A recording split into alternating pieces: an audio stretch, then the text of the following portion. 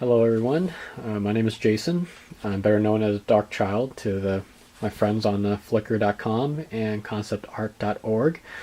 I'm just going to make this quick little video. Well, I don't know if it's going to be quick, it's going to be in multiple parts. Just to show you how I draw, in case anybody's wondering. Just bear in mind I'm by no means a professional artist in any way, shape, or form. I just draw for fun. I've been doing it for 25 years. And still learning as I go. I'm not a great artist, but I do enjoy doing it. It helps calm me. So today I'm just doing a quick portrait sketch. So just to show you what I use normally, first we have is a drafting pencil. This is a lead holder. This one has an HB lead in it, which is basically a number 2 pencil. So it's got graphite. And the other one I will use, but probably won't be using today, is a 4H, great for outlining, very hard lead, but because the camera probably won't pick up on it, I will not be using the 4H today, so we'll just set that aside. And here we have a 4B pencil, a lot darker. I wouldn't say it's very dark, but it's a lot darker. Great for darker tones, which I'll be using toward the end of the video. So these will be the 2 pencils I'm using. I don't know if I will be using this or not. This is a paper stump. It's for blending. There's been a lot of disputes on the forums about whether or not artists should really use these. I just basically say, hey, if the tool works and it gets you the results you desire, it shouldn't be that big of a deal. Whatever makes you happy. I may not use it. I don't know yet. We'll see. I may use a combination of this, but mainly I use cross-hatching to do my toning. So we'll just set that aside. And of course, pencil sharpener.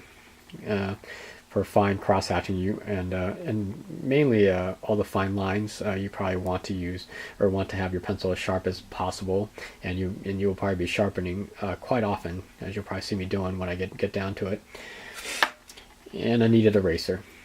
One of the art's best friends is this right here. Can be shaped into whatever you need to, fine erasing, or just use a big block to erase like large areas, or just thin it out to erase like a fine edges or whatnot. So let's begin. So what I'm going to do today, and you have to bear with me, this is the first time I've actually used this point and shoot camera for video in this way. I'm trying to draw around the camera, so I may be drawing at an awkward pose, but this is all for the sake of the video. So I'm going to start right here. I am drawing a portrait today, but I don't know how accurate I'm going to really get this, so let's just start off. I'm using an HB pencil to start off, so that way hopefully you'll be able to see what I am actually doing. So I usually start with the eye, and my philosophy is I always draw from left to right, just because I am a right-handed person. So I really hate smudging my work, but that's inevitable, and normally when used any kind of pastels, charcoals, graphites, anything like this, you're going to smudge your work unless you can keep your hand above the paper, which is kind of hard to do and keep control at the same time. At least I can't do it. So the camera is set at a weird angle, so when I'm drawing, it may look like I'm drawing at a weird angle, but I'll be zooming in and out, providing different views, and I'll be making multiple videos. I'll stitch them all together so you see what I'm doing. And now this is where I will begin. So let's take a look at what my ref looks like here. So the first thing I'm going to do is draw the eye, and again left to right, so I'll draw her right eye first. So I got this arch going on here. I'm trying not to get in the way of the camera. So one of the first things is you want to get the basic overall shape of what you're doing. So her eye is kind of closed, half closed actually, and there's a lot of eyelashes going on, so I'm just gonna whip through this really quickly just to get an idea of what my eye is gonna look like here. And of course, the beauty of it is the pencil is very forgiving, so you can feel free to erase away whatever you don't need, and that's where also the eraser comes in as well. Now I may run off the page because I didn't exactly space this out properly before I did it. Again, I am drawing at a weird angle, so bear with me, please. Let's see, it's a fold of an eyelid here. And she has very high eyebrows, so it comes around like this. Now, a lot of artists will start blocking out and all that, and it's great. I mean, there's nothing wrong with that really. But every artist draws differently. I mean, I know if I actually went to school, I probably learned a little bit more than this, but I'm a self-taught artist, as I'm pretty sure it shows.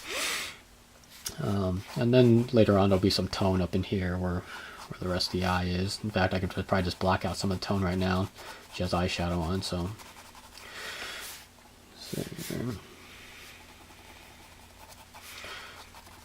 Again, normally I can go in there with the paper stump and start shading that all in, but I'm not going to do that yet. I'm just going to do it one step at a time. This may be quite a long video. I'll probably be in different multiple parts when I'm done with it. Now, just to show you, let me just go ahead and zoom in here just really quickly so you can see what I'm doing here. Let's go and add a little bit more tone here. So the basic eye is taking shape, and again, let's see, I'm just coming in here, I'm just adding a little bit more tone. See, if it ends up getting too dark, doesn't matter, because I can always darken it up, or I can take the kneaded eraser and come in and just dab it and lighten areas up. But now, usually when I want to darken the overall area of it, I usually go over every single part of the area, just because you already have existing pencil marks there. As you go over it, just darkens that in uniform with another lighter part that'll just darken with it. Unless you're going for like high contrast drawings. But this is one of the best ways of doing it, at least for me it is. And if there is a better way, and I'm sure there is, feel free to just write me or correct me. In the comments or whatnot. Send me some mail on my YouTube account. I'm open to constructive criticism. I am, however, not open to people who just want to leave bad comments and disparaging comments, because I don't really think that's helpful at all to anyone. So see, she has more of a tone on her eye socket here. It looks like I probably will be going in with the paper stump and blending this all out. So right there, that is the beginning of the eye, at least the right eye. From this point on, usually what I do is I just start measuring out where the nose and the other eye is to get all the proportions correct, and then go from there. So what I'm gonna do is I'm gonna stop the video right here, and I'm gonna block in all the rest of the details here, and I'll come back and show you guys the rest of it. So all right, well, I'll see you guys in part 2.